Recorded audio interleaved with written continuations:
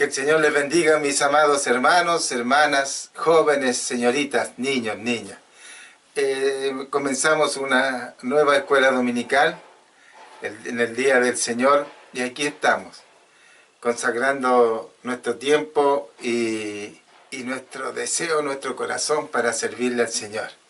Ustedes allá para aprender de Él lo que necesitamos tanto para que nuestra vida se edifique en la palabra del Señor, para que vamos creciendo y desarrollándonos para alcanzar un porte espiritual agradable a nuestro Dios. Así que les invito a que pongamos toda nuestra atención para que podamos aprender de la palabra de Dios en este día. Así que un cordial abrazo, el Señor les bendiga, el Señor les guarde. Hemos estado viendo la conducta del pueblo de Dios. Sabemos que Dios había elegido un pueblo, Israel. Israel se componía de 12 tribus, ¿cierto? Pero habían 10 tribus que se habían quedado al norte y 2 tribus que se habían venido al sur, donde estaba Judá. Judá y Benjamín eran los que estaban en el sur y las otras 10 tribus en el norte. Las 10 tribus del norte, su pecado fue tal que Dios se enojó con ellos y ya hacía 150 años que habían desaparecido del mapa. Dejaron de ser nación y ahora quedan las 2 tribus de Judá y Benjamín en el pueblo del sur, así, o reino del sur. Así que ahí estamos ahora y después de 150 años, este pueblo, que era el remanente que Dios había reservado para ellos, están cayendo en la misma situación en que cayeron sus hermanos hacía más de un siglo y medio atrás. No aprendieron nada, fueron porfiados, fueron ciegos, fueron sordos. Veían, oían, pero no entendían nada. ¿Qué les pasó? Sus ojos miraron donde no debían mirar. Sus oídos escucharon donde no debían escuchar. Y no quisieron escuchar la voz de Dios, ni recordar lo que Dios había hecho con ellos a través de todo el tiempo desde que los sacó de la esclavitud. Hoy día, por porfiados, están en un tiempo cúlmine. Están a instantes de ser castigados por su desobediencia. Dios no los quiere castigar. Dios quiere que se arrepientan y se vuelvan a Él. Seguiremos viendo más adelante cómo Dios, como lo dijimos anteriormente, poco menos que le implora que se vuelvan a Él. Es como un padre que no quiere castigar a su hijo porque lo ama, pero la conducta de su hijo es tal que merece una sanción. Pero el padre lo hace porque lo ama, porque desea su bien, no su mal. Y esta es la actitud que tiene Dios. Dios no es malo, Dios es bueno, tiene tanta paciencia con nosotros y nos ha esperado tanto. Es tiempo que tomemos decisiones. Miremos cómo está el mundo. Hay cosas que ustedes no ven y están ocurriendo detrás de lo que nosotros podemos conocer. Satanás es el príncipe de este mundo. Él tiene el control de las mentes de los líderes del mundo, con excepción de algunos que él usa para frenar todavía el mal. Pero el mal está a la puerta, que se desencadenen los acontecimientos finales. Entonces nos conviene estar atentos y obedecer a la voz de Dios. Pongámonos en el caso en que Jeremías nos está hablando a nosotros y que somos nosotros, el pueblo de Judá, rebelde, porfiado. Y oigamos la voz de Dios para que nos volvamos a Él y hagamos lo que Él quiere de nosotros. Así que le invito a poner toda la atención a esta lección de día. Pero recuerde que Dios lo ama y quiere bendecirle a usted. La lección de hoy día, que es la tercera clase de la segunda lección, como siempre lo hacemos, ¿cierto? Es Jehová llama al arrepentimiento genuino. Este es el tema general de esta lección y tiene 2 puntos que lo iremos viendo enseguida. Pero algunas ideas para el maestro. Relacione casos bíblicos en los cuales alguien se haya vestido de cilicio y sentado en cenizas. Algunos ejemplos, usted puede buscar más en Jonás 3, del 8 al 10 y Job 2, 8. Hay más casos que usted puede buscar, ¿cierto?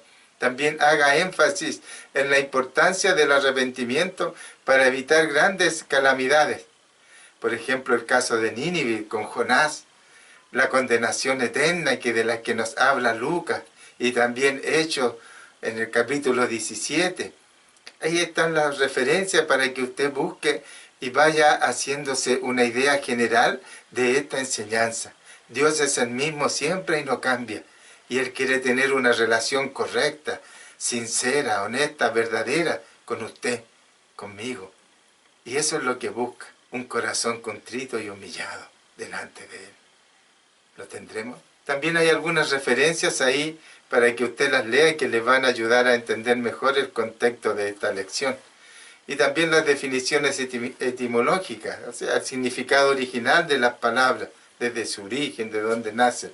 Silicio, que habla en el versículo 26, dice, es un saco, vestidura, como un saco de papa antiguo. No sé si todos ustedes los conocieron, pero algunos sí lo conocieron. Era un saco como una tela de cáñamo entretejida, así cruzada, y era muy áspero, Entonces la gente tenía que sacarse su ropa, ponerse esa tela áspera y ceñírsela al cuerpo. Y era muy incómodo. A algunos les podría producir hasta irritación en la piel, porque era un sacrificio. Revolcarse en ceniza. Dice, pueden verlo en Job 2.8, como lo dijimos antes, Ter 4.1 y otras más. Revolcarse en ceniza o echarse ceniza sobre la cabeza era una manera de expresar duelo y humillación. Humillarse delante de Dios. Estoy agobiado, estoy desesperado.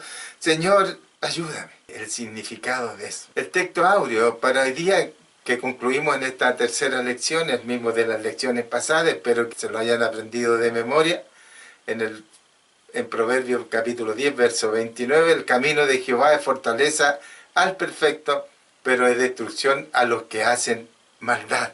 El camino de Jehová es fortaleza al perfecto, pero es destrucción a los que hacen maldad. Así que ya sabemos, Proverbios 10, 29. Vamos con el primer punto de esta lección o subpunto A. Es tiempo de llanto y humillación, basado en los versos 26 y 27. Cuando ya es demasiado tarde, solo queda llorar y lamentarse. El Señor lo advierte así a su pueblo en el versículo 26. Cíñete de cilicio. No se trata solo de vestirse de cilicio, sino cíñete, dice. La idea es que el cilicio le quedara bien firme, que no se le cayera. Las ropas de gala, las ropas de fiesta, las ropas de diario vivir deberían ser cambiadas por el cilicio de la humillación y contrición. El cilicio venía siendo la prueba externa de una realidad interna, la humillación. Tenemos que humillarnos delante de Dios, o sea, no por sentirnos degradados, denigrados, sino es porque debemos sentirnos indignos por nuestra conducta ante la presencia de Dios y debemos venir con esa actitud delante de Él, humillado, indigno, no merezco nada, solo apelo a tu misericordia, mi Señor. Si te places perdonarme. Esa es la actitud del cilicio. Revuélcate en las cenizas, le dice. Tal vez más fácil de entender sería esparce sobre mí ceniza. O uno de los pasajes más interesantes de la Biblia en los cuales se menciona el uso de la ceniza es Daniel 9.3. Volví mi rostro a Dios el Señor, buscándole en oración y ruego, en ayuno y cilicio y ceniza. Hay 5 ingredientes considerados necesarios en la búsqueda de Dios, como aquí lo dice Daniel: oración, ruego, ayuno, cilicio y ceniza. La actitud, cierto, de contrición, de indignidad que debe sentir uno. No es llegar y venir, la embarré, ¿cierto? Señor, perdóname, mira lo que hice, soy humano, soy débil, cámbiame tú. No, esa no es la actitud correcta. Sino adolorido, destrozado por el pecado que cometí, implorando lástima de Dios, porque no merezco otra cosa. Pero Él nos ama Entonces cuando ve esa actitud en nuestro corazón, Él nos perdona. Pero no puedo venir con arrogancia delante de Él. Tiene que ser humillado, porque el corazón contrito y humillado no lo desecha Dios. Esa debe ser nuestra actitud. 3.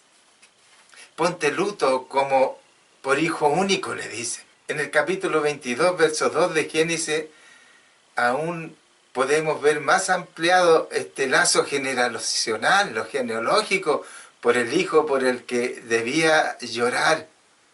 A quien amas, dice. Hijo único, a quien amas.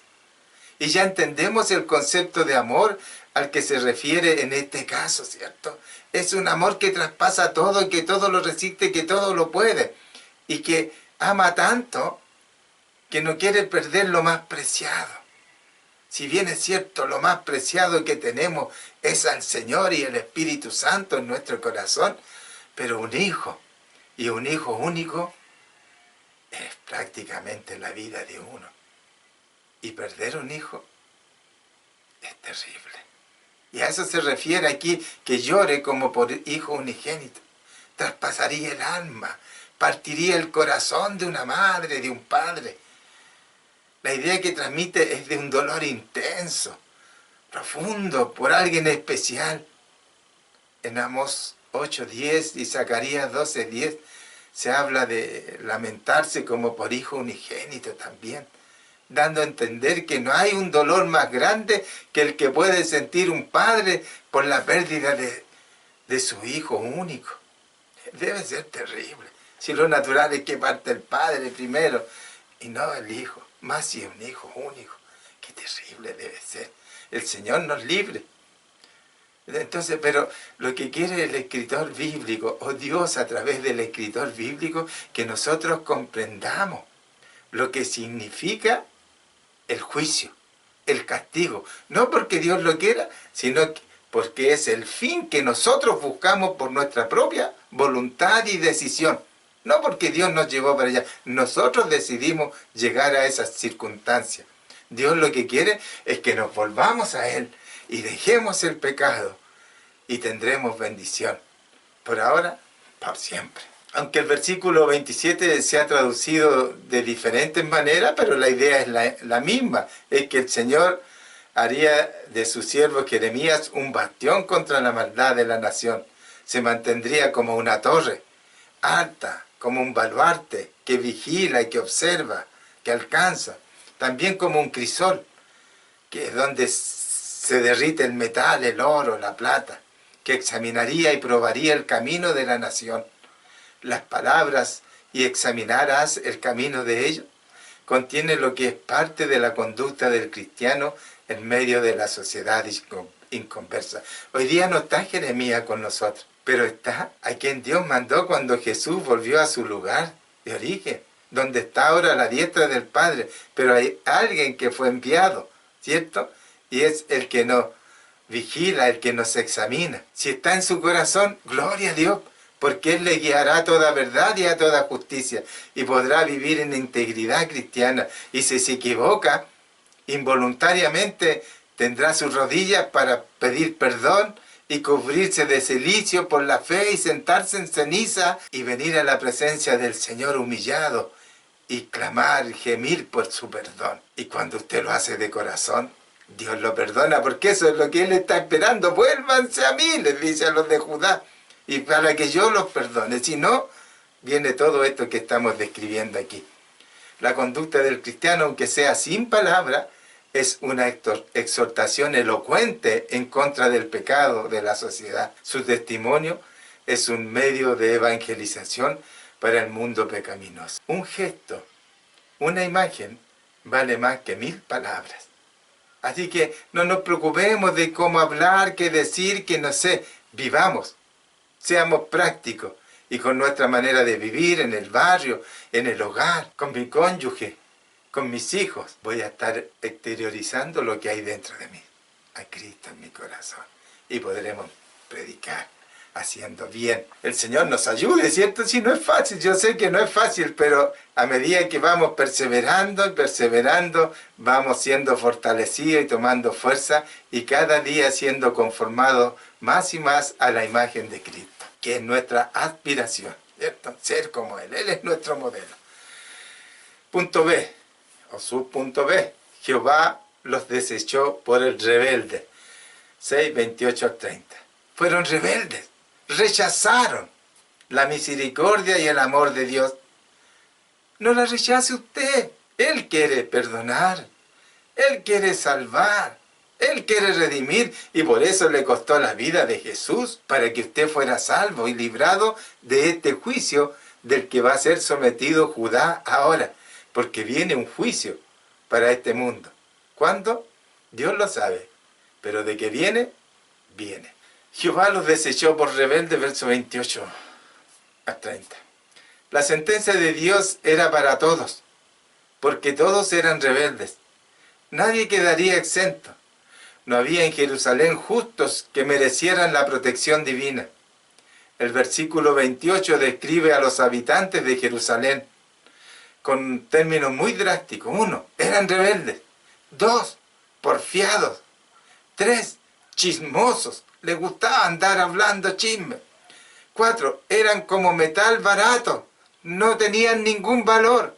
5, corruptores. Corrompían a los demás. Contagiaban al resto con su pecado, con su maldad. El versículo 30 concluye el capítulo con una afirmación. Jehová los había desechado. ¿Y a quien Dios desecha? ¿Quién lo puede recoger? Si Él desecha a alguien, ¿tendrá más opción? La condición de Jerusalén era semejante a Sodoma y Gomorra. Cuando Dios decidió destruirlas, Abraham se preocupó por los justos que habían en ella. Recuerde que ahí estaba su sobrino. Y preguntó al Señor, ¿destruirá también al justo con el impío? Eso lo encuentra en Génesis 18, verso 23 específicamente. Siguió preguntando al Señor si destruiría dichas ciudades si había en ellas 50, o 40, o 30, 20, o 10 justos. El Señor respondió que no las destruiría. Pero no se encontraron ni aún 10 justos en esa ciudad. Y en Jerusalén tampoco había justos por los cuales interceder. Tal vez todavía hayan 10 justos aquí en la tierra, por eso es que todavía no ha venido el juicio de Dios. El Señor nos ayude a perseverar para que cuando llegue el último justo que tiene que completar el número de los salvados, ¿cierto? Nosotros ya no estemos aquí, sino que estemos en la presencia del Señor. Es glorioso conocer el carácter del Señor y conocer el plan universal, global que Él tiene para toda la humanidad. Pero son pocos los que tienen la oportunidad de conocerlo. Usted está conociendo a Dios. Usted está conociendo el carácter de Dios y lo que quiere de usted. No desperdicie ni desaproveche esta oportunidad que Dios le está dando, como se la estaba dando a los de Judá, a los hebreos. Y veamos qué le pasó por porfiado. Ellos quisieron seguir viviendo como vivían las naciones vecinas. Nosotros decimos como vive el mundo, corriendo tras sus costumbres, tras sus hábitos, que en principio parecieran que las cosas que hace el mundo no tienen ningún mal.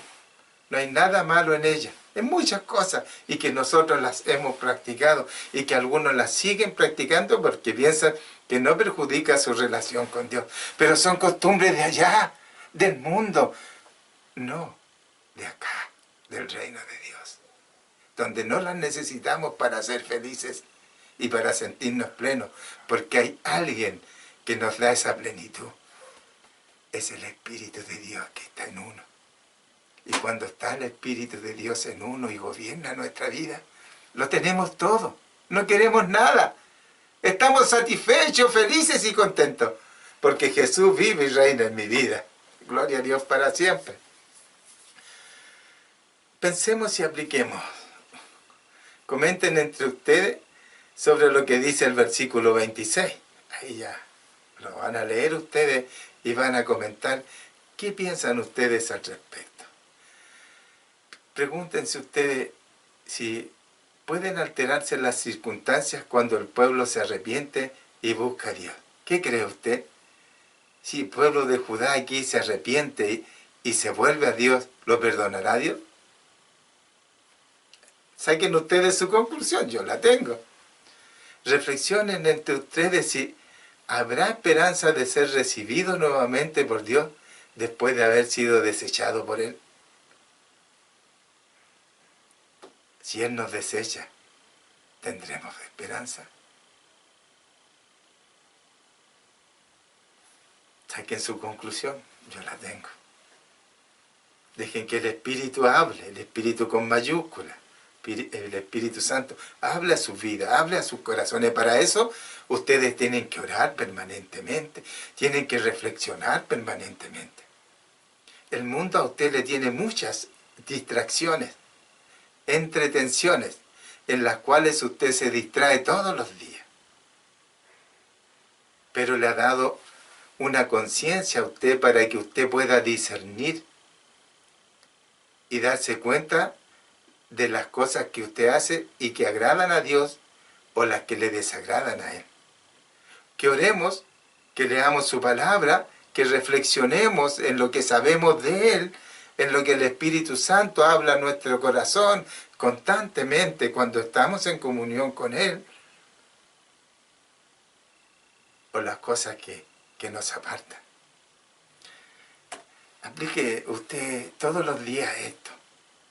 Trate de aplicarlo a su vida y se va a dar cuenta que las cosas cambian, son diferentes. Nuestra cosmovisión empieza a cambiar y empezamos a ver el mundo y la vida diferente. Ya no con los ojos de esta naturaleza humana, sino con los ojos del Espíritu. Y empezamos a acercarnos a Dios, a entender a Dios, a conocer a Dios y a querer ser más como Jesús. Pero esa decisión tiene que tomarla usted. Usted tiene que decirle, Señor, toma el control de mi vida. Sé el Señor de mi vida y reina en mi ser. Gobierna mi vida tú, porque yo no puedo. Y verá que su vida va a cambiar y lo más grande aún, que tiene una esperanza de que un día va a estar allá donde Jesús está, porque hay un lugar para usted, pero para los que son fieles y para los que aman las cosas de Dios y no las cosas del mundo. Tengo que ser franco, yo no le puedo estar sobando la espalda y decirle cosas así, no, tengo que decirle la verdad aquí, o somos o no somos. Recuerde que ya vimos, ¿cierto?, que ellos en vez de preferir la fuente que daba agua y brotaba agua pura, permanente y continua, preferían las cisternas rotas que tenían aguas podridas, desagradables, malas. ¿Se acuerdan? ¿Qué prefiere usted? ¿Agua de la viva fuente o agua de las cisternas rotas, podridas, que es todo lo que le da el mundo? Si esto no se trata de fanatismo, ni se trata de ser dogmático, no, es la realidad. Porque no eres frío ni caliente, te vomitaré de mi boca porque eres tibio. Tomemos decisiones, ya hace tiempo, hermanos, hermanas queridas. El resumen general de esta lección número 2, que integra o concentra las 3 clases que hemos visto, ¿cierto? La profecía contenida en el capítulo 6 es dramática para el pueblo de Judá. El Señor reprocha la religiosidad superficial del pueblo. Escucha, su rebeldía y su indiferencia a las exhortaciones para volver a los caminos del Señor. Los llama, los exhorta a través del profeta. Pero no. El texto de la profecía puede desglosarse de la siguiente manera. 1. Se avecinaba por el norte un ejército invasor. 2. Este ejército destruiría Jerusalén. 3. La maldad de Jerusalén era como una fuente que no cesaba de manar. No terminaba nunca. El pueblo se había dado a la avaricia, desde el más chico hasta el más grande. 5. Los guías espirituales de la nación, los profetas y los sacerdotes se habían convertido en engañadores. 6. Estos, los profetas y sacerdotes, Alimentaban al pueblo con falsa esperanza, diciéndoles que vendría paz, cuando lo que se aproximaba era juicio y destrucción. 7. Por eso Dios les exhorta a que se detengan, paren, no sigan, pregunten por las sendas antiguas, busquen el buen camino y anden por él. Es lo mismo que nos dice a nosotros. 8. El pueblo indolente, inconsciente, decidió no hacerlo, no escuchar, no pararse, ni menos preguntar por cuál era el buen camino. El que yo creo, ese es el bueno. No el que me diga la palabra de Dios, no el que me diga el Espíritu Santo. El que yo digo, ese es buen camino. Así que no hable más, pastor, si yo sé por dónde debo caminar, te puede decir alguno, ¿cierto? 9. Por lo tanto, Dios lo rechazó. Rechazó a la nación, rechazó al pueblo. Nada pudo detener entonces la desolación y la ruina para un pueblo rebelde y desobediente. Cuando el juicio se vino, ya no hay más esperanza. Viene un juicio para este mundo. Aún hay tiempo de ponerse a cuenta con Dios. No espere, porque mañana, tarde, puede ser. Para finalizar esta lección, algunos ejercicios. Comparen entre la situación de Judá y la vida cristiana de hoy. Comenten ahí entre ustedes. ¿Qué les parece esa vida de aquel tiempo y la vida que estamos viviendo hoy día? ¿Habrá alguna semejanza? Resalten la importancia de la obediencia que agrada a Dios. Oren entre ustedes para fortalecer el compromiso que cada uno tiene con Dios y para que nos acostumbremos a conversar con Él. Y para que no olvidemos, recuerde que Dios llama al arrepentimiento, pero la desobediencia trae consigo destrucción y muerte. Arrepentámonos. Si no obedecemos, ya sabemos lo que podemos esperar. El resultado de la desobediencia es destrucción y muerte. Y Dios quiere darle vida y vida eterna a usted. Eso es lo que Dios quiere para usted. Párese. Mire. Pregunte por las sendas antiguas cuál sea el buen camino y ande por él. No haga oídos sordos. No vaya por su propio camino. Hay un camino que nos lleva a Dios. Y alguien dijo, yo soy el camino, yo soy la verdad y yo soy la vida. Jesús. Dios le bendiga, Dios le guarde. Bendiga a su familia, bendiga su trabajo, bendiga todo su ser. Nos vemos el próximo domingo con la ayuda del Señor.